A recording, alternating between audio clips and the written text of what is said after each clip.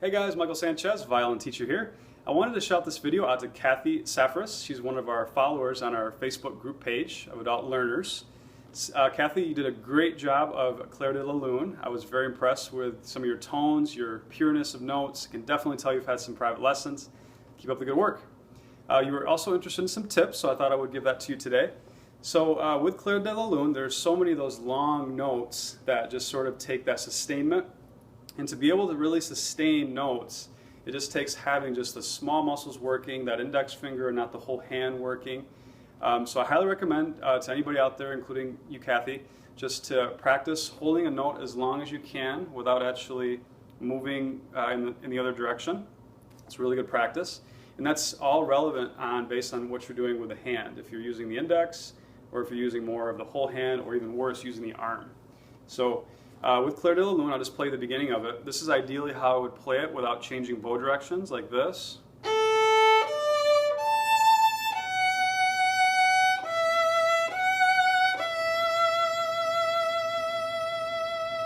Like that. So I noticed that you changed directions there. Now if you are going to change directions, that's okay. There's a lot of spots in violin music, a lot of orchestral stuff where you should change directions for long, long notes. To do that, just really focus on those small muscles to not make it sound like they're two different notes. So we wouldn't want... One more.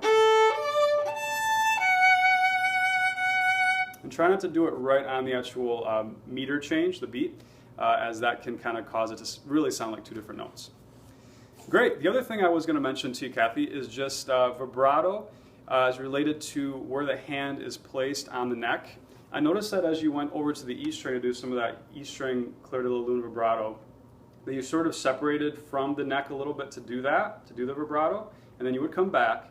But notice as I separate from the neck to do vibrato, notice how far right now my fourth finger is from, say, the G string especially.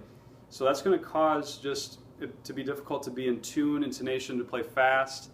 So ideally when you're doing vibrato, try to keep the hand the same way you normally would for everything else, and the fingers should basically be like this. See how they're crunched up? So for the first finger on the E string, your fingers should look like this, and that's how it should look to vibrate. It's like that. So, but it's very difficult as you shift for the hand to get sort of tense, sort of separate, probably not even thinking about that. I would recommend working on scales to really practice that. So like, you know, D major scale.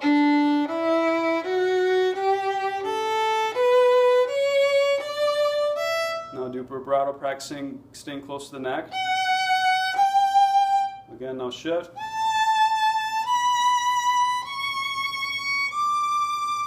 So try to focus in on that hand, not opening up, just sort of staying in the same spot as you're vibrating.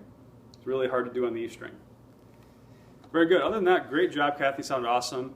One more tip, I would say, try to tap your foot as you're working on the piece with the metronome. I was very impressed with how you're using the metronome, but just I think the more you can kind of have that head bob, that beat with the foot kind of going as well, that's really good for working on a piece like this that has those long sustained notes.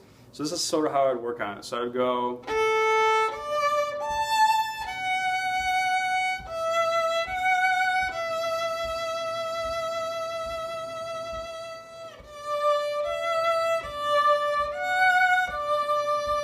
See how I'm sort of keeping that beat as well with my head, with my foot.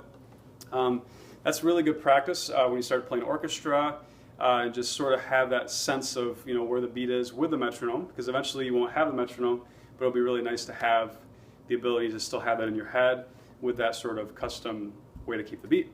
Thanks so much for watching. Hope this helps.